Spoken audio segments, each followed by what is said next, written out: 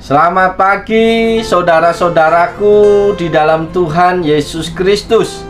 Kembali di pagi hari yang indah ini, izinkan saya menyapa dan menjumpai Bapak Ibu Saudara melalui program Motivasi Pagi.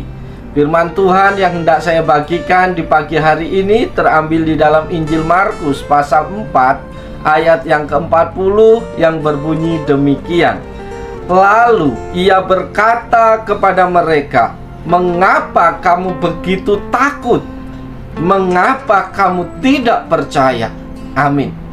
Saudara-saudaraku di dalam Tuhan Yesus Kristus, pertanyaan ini disampaikan Yesus kepada para muridnya yang sedang mengalami badai topan yang begitu dahsyat luar biasa. Seketika mereka dicekam rasa takut yang teramat sangat. Dan dalam kepanikan mereka segera berkata kepada Yesus yang sedang bersama-sama mereka, "Guru, engkau tidak peduli kalau kita binasa." Perkataan mereka itu menimbulkan pertanyaan, apakah Yesus memahami ketakutan mereka dan Tuhan Yesus peduli? Saudara-saudaraku di dalam Tuhan Yesus Kristus, masalahnya bukan Yesus tidak peduli, tetapi karena para murid tidak menyadari bahwa Yesus bersama-sama dengan mereka. Yesus ada di sana, di buritan yang juga mengalami goncangan yang hebat karena topan itu. Maka setelah meredakan topan yang dahsyat itu, Yesus memberikan tanggapan, "Mengapa kamu begitu takut? Mengapa kamu tidak percaya?" Ketakutan secara berlebihan selain bisa melemahkan kerja akal sehat kita, juga bisa melumpuhkan iman kita.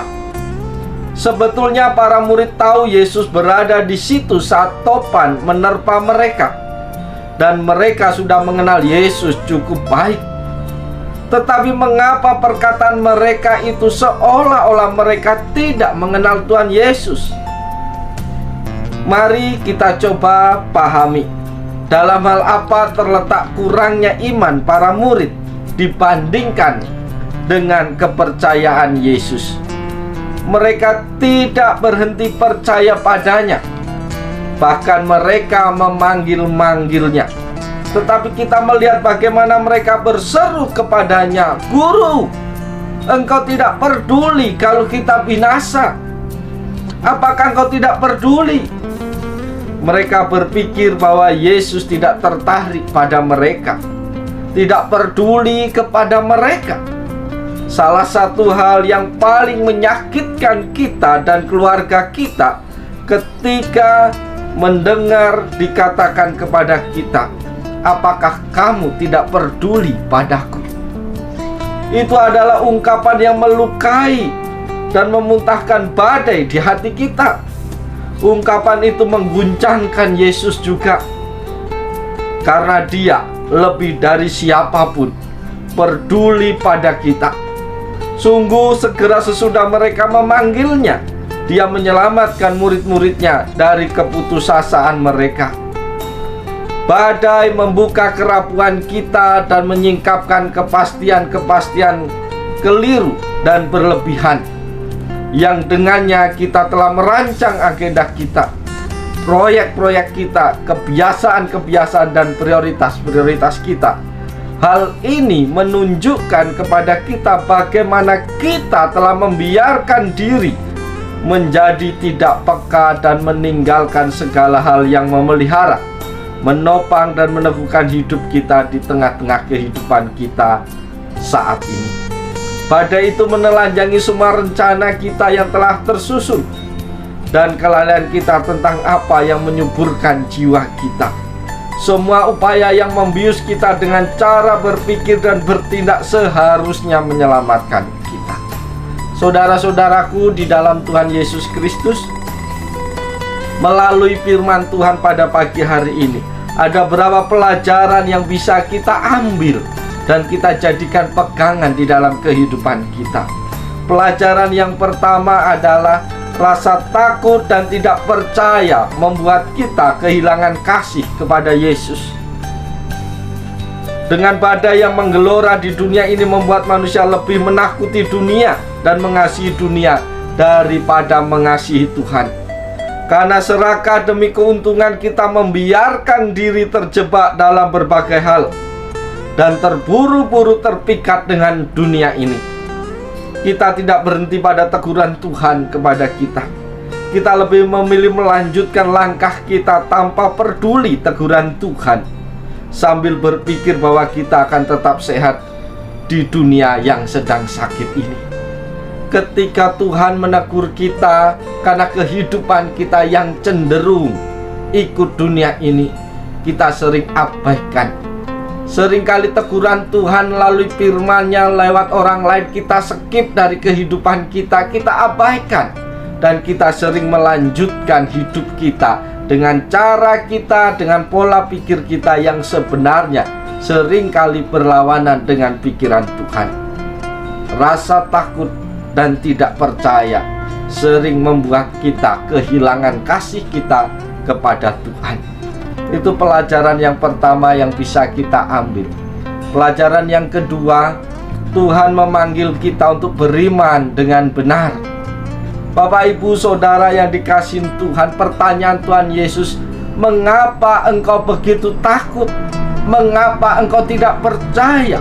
Maka teguran Tuhan, pertanyaan Tuhan ini seharusnya memanggil kita untuk sungguh-sungguh beriman dan percaya kepada Yesus. Tuhan hendak menyerukan kepada kita untuk menggunakan saat pencobaan dan badai sebagai waktu untuk semakin beriman dengan benar pada Yesus. Kadangkala Tuhan izinkan masa-masa sulit, Tuhan izinkan badai besar menerpa hidup kita. Goncangan-goncangan dasar terjadi dalam pekerjaan, dalam keluarga, dalam hidup kita. Tujuannya supaya kita belajar sungguh-sungguh mempercayai Tuhan dan beriman kepada Tuhan. Saudara-saudaraku di dalam Tuhan Yesus Kristus, seringkali badai yang kita terima menjadi waktu untuk kita memilih apa yang penting dan apa yang tidak penting dalam hidup kita, supaya kita mampu memilih apa yang terpenting daripada yang penting. Kita bisa memilih apa yang utama daripada yang pertama, yaitu percaya dan mengasihi Tuhan. Bukan mengasihi dunia ini, bukan mengasihi pekerjaan kita, bukan mengasihi harta kita, rekan kita, saudara kita. Ini adalah waktu yang Tuhan izinkan ketika goncangan terjadi, yaitu waktu untuk mengembalikan arah hidup kita, untuk kembali kepada Tuhan, untuk kembali kepada kasih yang mula-mula. Oleh sebab itu, jangan tunggu badai besar menyerang hidupmu. Jangan tunggu goncangan dahsyat terjadi dalam keluargamu, dalam pekerjaanmu, dalam hidupmu pribadi, baru engkau kembali mengarahkan hidupmu kepada Tuhan. Tuhan memanggil kita untuk sungguh-sungguh percaya dan beriman kepada Tuhan. Itu pelajaran yang kedua yang kita bisa peroleh pagi hari ini. Pelajaran yang ketiga yang bisa kita peroleh lewat firman Tuhan pagi hari ini adalah semua orang membutuhkan keselamatan. Saudara-saudaraku di dalam Tuhan Yesus Kristus, kita tidak mandiri. Sendiri saja kita mengalami kesulitan. Semua orang kita membutuhkan Tuhan, seperti navigator kuno yang membutuhkan bintang-bintang. Marilah kita mengundang Yesus ke dalam perahu hidup kita. Mari kita serahkan ketakutan kita kepadanya, sehingga Tuhan menaklukkannya. Seperti para murid, kita akan mengalami bahwa bersama dengan Yesus di atas kapal, tidak akan ada kapal yang karam. Yakinkan dalam hidup kita, asal Yesus bersama dalam hidup kita, tidak ada pekerjaan yang karam, yang kandas. Tidak ada keluarga yang hancur, yang karam dan kandas. Karena Yesus ada dalam hidup kita. Karena Yesus ada di dalam kita, Dia selalu terjaga dan siap menolong, memberkati kita semua ketika kita mau berseru dan membangunkan Yesus dalam hidup kita. Karena ini adalah kekuatan Allah Mari kita berpaling kepada hal-hal yang benar, yaitu mengandalkan Tuhan. Oleh sebab itu Bapak Ibu Saudara dikasihi Tuhan, jadikanlah badai hidup kita sebagai alat untuk memacu kita semakin mengasihi Tuhan, semakin beriman dengan baik, dengan benar, agar kita beroleh keselamatan yang berasal daripada Tuhan. Saudara-saudaraku di dalam Yesus Kristus, lewat firman Tuhan pada pagi hari ini kembali kita diingatkan bahwa badai itu pasti terjadi dalam hidupmu. Setiap orang pasti mengalami goncangan yang besar, tetapi jangan takut. Jangan sampai ketakutan yang menguasai hidup kita. Jangan sampai ketidakpercayaan itu justru yang mengontrol kita. Tetapi biarlah ketakutan dan ketidakpercayaan kita serahkan kepada Tuhan, supaya Tuhan Yesus bertindak. Tuhan Yesus menghardik badai itu. Tuhan Yesus menenangkan badai di dalam kehidupan kita. Oleh sebab itu saudara-saudaraku dikasihi Tuhan, mari kita masuki hari ini dengan tetap mengandalkan Tuhan. Pegang terus tangan Tuhan, jangan biarkan kita berjalan sendirian tanpa Tuhan. Yakinlah Tuhan segera menolong memberkati engkau. Jikalau hari ini ada kendala, hari ini ada badai, hari ini ada goncangan-goncangan dalam hidupmu, segera berseru kepada Tuhan. Dan yakinlah Tuhan akan menolong memberkati engkau, sehingga badai goncangan itu akan dihardik Tuhan, dan kita akan mulai ketenangan bersama dengan Tuhan. Selamat pagi, selamat berkarya, lakukan yang terbaik. Tuhan Yesus menolong, Tuhan Yesus memberkati kehidupan saudara-saudara semua di sepanjang hari ini. Shalom.